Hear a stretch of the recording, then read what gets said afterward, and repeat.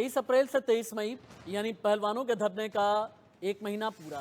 सीधे उन्हीं के पास चलते हैं। बृजभूषण जी, एक महीने का पहलवानों का धरना पूरा हो गया है। सबसे पहले तो आपकी अभी की टिप्पणी जानना चाहूंगा। पहलवान ये कह रहे हैं कि आप भी नार्को टेस्ट कराएं, हम भी नार्को टेस्ट कराएंगे, इस पर आप क्या कहेंगे? देखिए, नार्को टेस्ट का प्रकरण मैं लेकर के नहीं आया था। नार्को टेस्ट का प्रकरण कई दिनों से ओलंपियन पदक विजेता साक्षी मलिक बार बार बोलती थी कि नाम लेकर के कि ब्रजभूषण सिंह का नार्को टेस्ट होना चाहिए, नार्को टेस्ट होना चाहिए। और फिर कल जब खाप पंचायत की बैठक हुई और खाप पंचायत के बैठक में निर्णय लिया गया कि हमारा मतलब नार्को टेस्ट होना चाहिए, तब मैंने कहा कि हाँ, मैं नार्को टेस्ट के लिए तैयार हूं, लेकिन साथ में ये भी चाहता हूं कि जिन जिन पहलवानों ने मेरे ऊपर आरोप लगाए हैं और उसमें जो मुख्य जैसे बजरंग हैं, दिनेश फोगाट हैं, इनके सहित जिन जिन पहलवानों ने हमारे ऊपर आरोप लगाए हैं, तो उनके भी नार्को टेस्ट हो जाए और मेरे भी नार्को टेस्ट हो जाए। उस पर मैंने ये कहा था कि एक ये जो जितने खिलाड़ी हैं जिन्होंने मेरे ऊपर आरोप लगाए हैं, ये अपना एक सहमति पत्र दे दें कपिल सिब्बल जी को, और मैं भी अपनी सहमति पत्र दे देता हूं कपिल सिब्बल जी को। और क्या प्रक्रिया होगी, कैसे होगा ये इनको तय करना है, मुझे नहीं तय करना है। लेकिन मेरे नार्को टेस्ट से अगर ये प्रकरण समाप्त होता है तो मैं नार्को टेस्ट कराने के लिए तैयार हूं, लेकिन शर्त मेरी ये है कि इनका भी नार्को टेस्ट होना चाहिए, क्योंकि मेरा मानना है कि इस षड्यंत्र के पीछे कोई और है और इसलिए उस षड्यंत्रकारी का नाम भी बाहर आना चाहिए। आपने इससे पहले भी आपकी मेरे साथ में बात हुई है, आपने ये कहा कि षड्यंत्र के पीछे कौन है, कोई है। ये कौन है? कोई कारोबारी है, कोई सियासतदान है, किसी पार्टी से जुड़ा हुआ है? अब सवाल ये भी पैदा होता है कि एक महीने का धरना हो गया, पहलवान ये कह रहे हैं कि हमारे साथ तो अब खाप पंचायत के लोग भी आ गए हैं, फिर आगे क्या होगा? देखिए, जैसे दीपेंद्र हुड्डा का और भूपेंद्र हुड्डा का तो नाम सामने आ गया, आम आदमी पार्टी भी आ गई, किसान संगठन भी आ गए। पंजाब से जो एंगल आपको दिखाई पड़ रहा है, रोज जो 50-60 लोग आते हैं, वो भी आ गए। दिल्ली के टुकड़े टुकड़े गैंग जिन्होंने मोदी जी के खिलाफ नारा लगाया, तो वो भी आ गया। तो पॉलिटिकल एंगल तो आ ही गया है। अब उद्योगपति कौन है, ये बातें हवा में चल रही है। कोई कोई बाबा रामदेव का नाम लेता है, कोई कोई जिंदल का नाम लेता है। तो ये बातें तो सबको पब्लिक डोमेन में है, कोई छिपाने वाली चीज है नहीं। मैं अपने जी। तरफ से तो बोल नहीं रहा। और रहा सवाल ये कि अब एक महीना हो गया तो इसके लिए मैं क्या करूं? एक महीना से ये थोड़े झेल रहे हैं, पूरा देश इनको झेल रहा है। ये यू पूरे देश की मीडिया इनको झेल रही, हम भी झेल रहे हैं, आप भी झेल रहे हैं। जब सुप्रीम कोर्ट के हस्तक्षेप के बाद एफआईआर हो गई, तो दिल्ली पुलिस की जांच का इंतजार ये क्यों नहीं करते? फिर उसके बाद क्या बचता है? ये किस लिए धरने पर बैठे हैं? यूपी के मऊ में बृजभूषण जी आपका एक बयान आया कि ये मामला सिर्फ गुड टच और बैड टच का है, इसका मतलब क्या है? इसका मतलब यह है कि मेरे ऊपर जो भी मुकदमे लिखाए गए हैं, वो केवल किसी को मेडल पहनाते वक्त मैंने टच कर लिया है, किसी को योगा सिखाने के बहाने मैंने टच किया है। कोई मुकदमा ऐसा नहीं है जो बंद कमरे का हो और इनके साथ कोई गलत व्यवहार हो। ये पूरा प्रकरण गुड टच और बैड टच, मतलब गलत नियत से इनको छुआ गया या अच्छे नियत से इनको छुआ गया, गलत नियत से इनको देखा गया कि बुरी नियत से इनको देखा गया। कोई मेरे ऊपर इससे बड़ा मुकदमा नहीं है, क्योंकि मेरा बयान हो चुका है, मेरी गवाही हो चुकी है, मुझे अपने मुकदमे के बारे में मालूम है। कोई मुकदमा ऐसा नहीं है कि किसी के साथ मैंने कुछ किया हो, या अब शब्द नहीं पा रहा हूं कि मैं क्या कहूं। सारा मुकदमा जो है केवल गुड टच, मतलब अच्छे ढंग से छुआ गया या बुरी नियत से छुआ गया, इसी का मुकदमा है। अब पहलवान ये कह रहे हैं कि पॉक्सो के तहत केस दर्ज हुआ है। पहलवान ये कहते हैं कि जब तक आपको अरेस्ट नहीं करेंगे तब तक हम हटेंगे नहीं। लेकिन चूंकि आपका बयान हो गया है, एक बार बताइएगा आपका ओपिनियन क्या है, ये केस किस तरफ जा रहा है?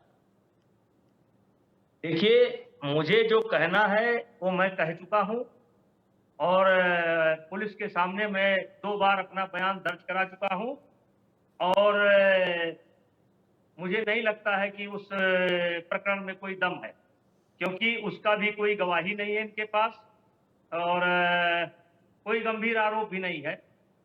मेरे समझ से गंभीर नहीं है, पास्को है इसलिए गंभीर हो जाता है, लेकिन आपको भी मालूम होगा, काफ़ी दिन से आप सुन रहे हैं, कोई उसमें विशेष घटना का ज़िक्र नहीं है, केवल छूने का ज़िक्र है या टच करने का ज़िक्र है। हम्म।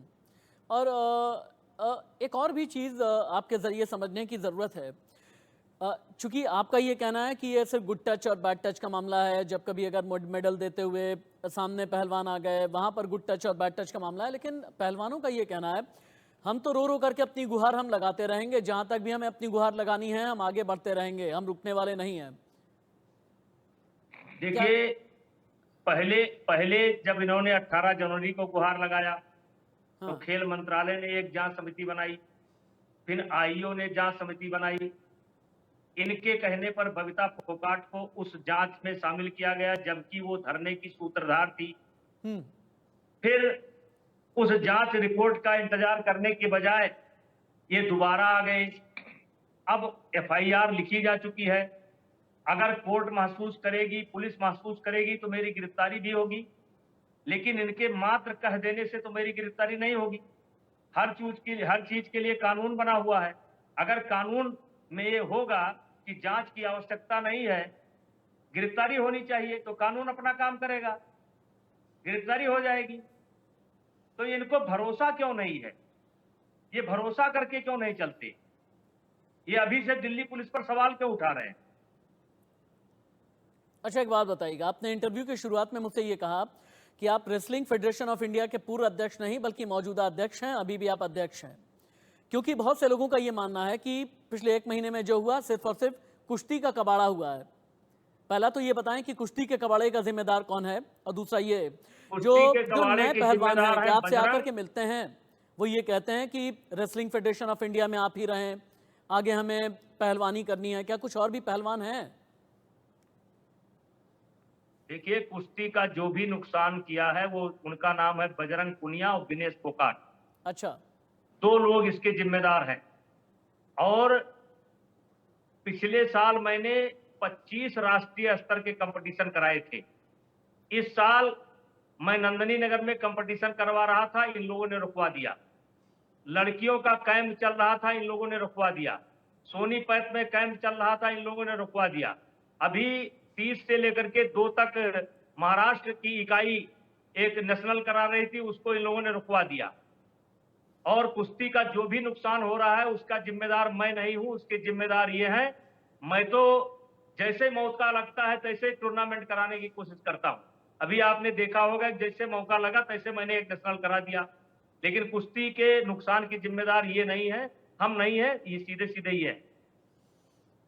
अब कह रहे हैं कि दिल्ली में कैंडल मार्च निकालेंगे, और उनका यह भी कहना है कि खाप वाले जब साथ में आएंगे तो दिल्ली का घेराव करेंगे, दिल्ली का हुक्का कैंडल पानी भी मार्च बंद के अलावा करेंगे। कैंडल मार्च के अलावा पार्लियामेंट का जिस दिन उद्घाटन होना है उस दिन पार्लियामेंट भी घेरेंगे। और अभी जो हरियाणा के अंदर जो खाप पंचायत की बैठक हुई है, उसमें किसान नेता राकेश टिकैत ने कहा है कि आंदोलन लंबा चलेगा, लंबे आंदोलन की तैयारी कर रहे हैं। तो उसके लिए मैं क्या कर सकता हूं? मेरे हाथ में तो कुछ है नहीं। अगर मेरे हाथ में कोई चीज होता तो मैं इनकी मदद करता। अब तो मैं खुद विक्टिम हूं, मेरे खिलाफ केस चल रहा है, पुलिस जांच कर रही है और मैं इसमें इनकी कोई मदद नहीं कर सकता हूं। और जो भी नुकसान हो रहा है इनके कारण हो रहा है। आपके हिसाब से षड्यंत्र के सूत्रधार, आपके हिसाब से आंदोलन के सूत्रधार विनेश फोगाट और बजरंग पूनिया हैं, क्यों? आपसे कोई दुश्मनी, कभी कोई बहस हो गई हो? बड़ी लंबी कहानी हो जाएगी, समय नहीं है, ना आपके पास है ना मेरे पास है। लेकिन इतना बताइए कि 10 दिन पहले ये आते थे, मेरा पैर क्यों छूते थे? और 10 दिन के अंदर अचानक क्या हो गया कि ये मेरा नाम वो भी तू तड़ाक पर लेकर के चले आए? ये बड़ी लंबी कथा है, लंबी कहानी है, इतने संक्षेप इंटरव्यू नहीं हो पाएगा।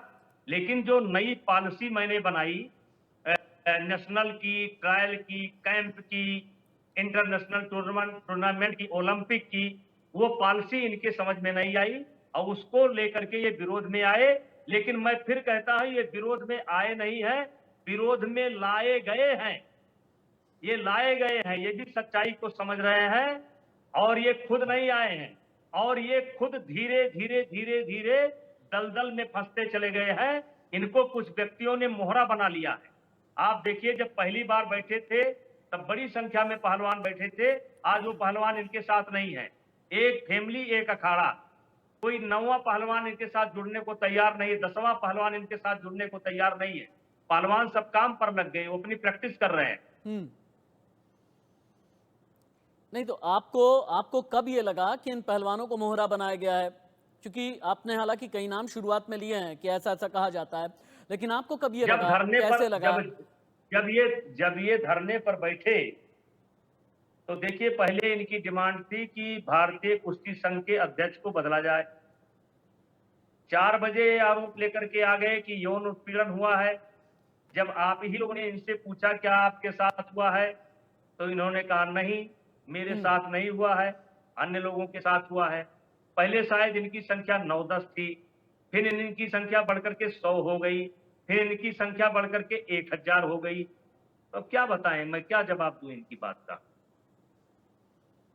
और आगे अगर ये आंदोलन से नहीं उठे, यही कहते रहे, ऐसी जिद पर अड़े रहे कि जब तक आपकी गिरफ्तारी नहीं हुई तब तक हम रहेंगे, तो ऐसे में सवाल ये, देश ये भी जानना चाहता है, जंतर मंतर पर एक आंदोलन है, कुश्ती बहुत पीछे चली गई है, तो होगा क्या?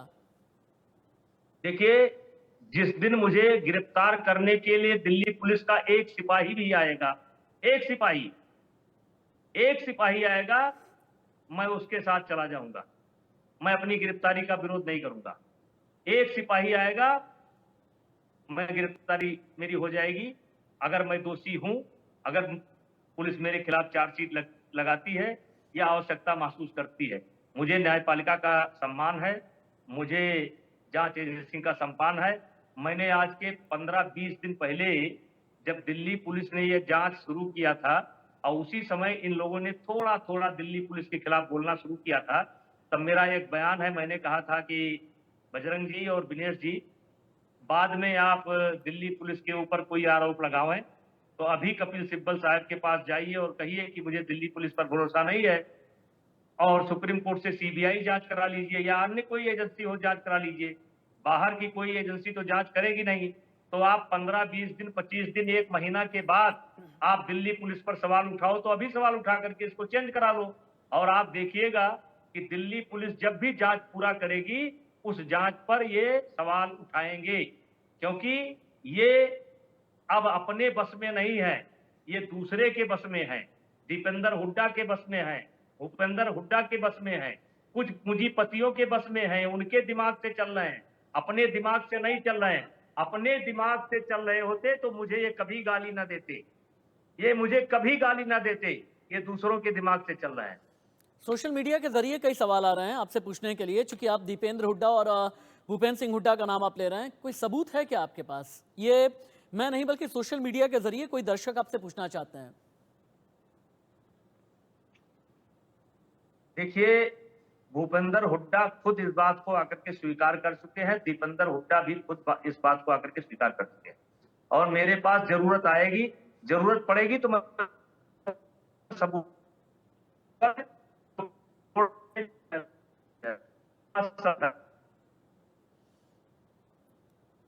अच्छा ब्रिजभूषण जी, कुछ और भी सवाल आ रहे हैं।